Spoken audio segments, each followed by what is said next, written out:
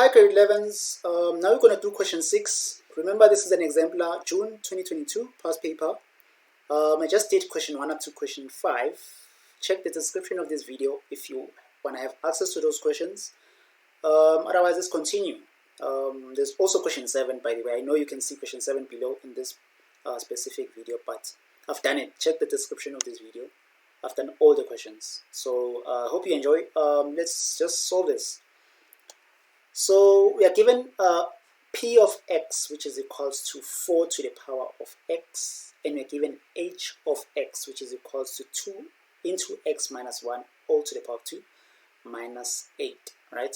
And we also sketch these graphs, right? We also sketch the graph of p and h. So the most important thing here, we are asked to show all the intercepts and turning points, if any. So the first thing, let's first deal with p of x, right? P of x is equal to 4 to the power of x. This is an exponential graph. The x-intercept when y is equal to 0 is what? So 0 is equal to 4 to the power of x. Okay, this is no solution, meaning the graph doesn't touch the x-axis, right? The graph doesn't touch the x-axis. So now let's find the y-intercept when x is equal to 0. So meaning it's p of 0 is equals to 4 to the power of 0, so meaning it's equals to 1. So the coordinate here is 0 and 1.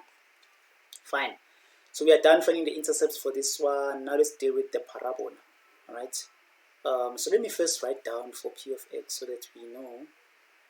For p of x, let me write it here. P of x, we only have 0 and 1, right? And the other one, it's no solution, NA, and here it's 0. So let's write it down and keep it there. And then for f of, or h of x rather, h of x is equal to 2 into x minus 1 to the power of 2 minus 8. So the x-intercept when y is equal to 0, so it's 0 is equals to 2 into x minus 1 to the power of 2 minus 8. Transpose the 2 to the other side, we have, transpose the 8, what am I saying? Transpose the 8 to the other side, we have 8 is equal to 2 into x minus 1 to the power of 2, divide by 2, both sides, we have 4 is equals to x minus 1 to the power of 2, put the square roots both sides, we have 2. So it's basically plus or minus 2 here, is equals to x minus 1. So you have, let's say you have plus 2 is equals to x minus 1, which you transpose the 1 to the other side, we have x equals to 3. Or x is equals to minus 2 plus 1, which is x equals to minus 1. So you have two solutions of x, which is x being equals to 3 or x being equals to minus 1, right? So those are your intercepts for this problem here, which is a parabola. So now we are going to identify the y-intercept. Y-intercept when x is 0. So the y-intercept when x is equals to 0, so h of 0 is equals to 2 into 0 minus 1 all squared minus 8, which is equals to 2 into minus 1 squared minus 8, which is basically 2, right? Minus 8, which is equals to minus 6. So h of 0 is minus 6. Yeah, so here it's 3 and 0 and minus 1 and 0, and then we have 0 and minus 6. So then we can draw the function, right? Just gonna draw it here. Let me just move a bit so that I draw it where it's clear for you guys to see. Just gonna do this, do that. So what do we have for the exponential? This exponential here, we know that we have a y-intercept which is 0 and 1, right? Somewhere here, 0 and 1, and we know that it doesn't touch the x-axis. So this is the x-axis, this is the y-axis. So just gonna draw it here. It's gonna move like this. So this is your P of X, right? And then the parabola. Parabola, we have these intercepts, 3 and 0 here. Let me just indicate it with the blue. So it's 3 and 0, and then minus 1 and 0. It's here, minus 1 and 0, and then the y-intercept here, in x is 0, it's minus 6. Let's say it's somewhere here, 0 and minus 6, and then we are done. Obviously you have to identify the turning points. Remember, h of x is equals to 2 into x minus 1 squared minus 8. So the turning points is 1 and minus 8. So meaning if it's minus 6, then minus 8 is somewhere here. It's 1 and minus 8, right? So to draw this, you're going to join this here. It's a parabola, by the way. So it turns here. Let me just say it turns here. Oops. And then it goes like that, and then it goes like that, right? So that is our h of x for this problem here. So we've drawn all the graphs, we've indicated all the points. We are done with this question. Now we're going to do other questions which I think are easier. You can see it's 1 mark, and then 3 marks, the last one. So should be interesting to solve them. Shouldn't be difficult. Yes.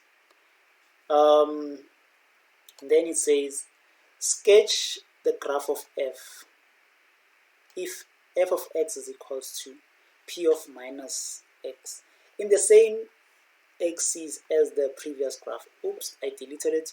But what you can do is you can still draw it yourself. Obviously you won't delete it, right? You won't erase it to put it correctly. So just draw this graph. F of x is equals to p of minus x. So how does it look? That's what we need to identify, right? It's going to be the inverse of that, like p of x, isn't it? It looks like this. Let me just draw it. P of x looks like this. It goes like this, right? That's p of x. And then the graph of f of x is equals to p of minus x. P of minus x is just going to look like this. It's going to look like this, right? So yeah, that is p of minus x. Then you are done drawing, right? So let me erase this. That's how you draw it actually. It's 1 mark. Basically the shape, I'm assuming. Now we're going to do 6.3. The graph of h is shifted 2 units to the left. Write down the equation of the new graph. So we know h of x is equal to 2 into x minus 1 squared minus 8, right? They're telling us about one shift, 2 units to the left.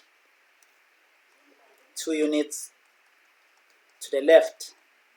So it means x is equals to minus 2. Left and right, it's horizontal shift. So x is equals to minus 2. That is 2 units to the left. So you're just going to say, we're going to transpose this 2 to the other side here. So it's going to be x plus 2 is equals to 0.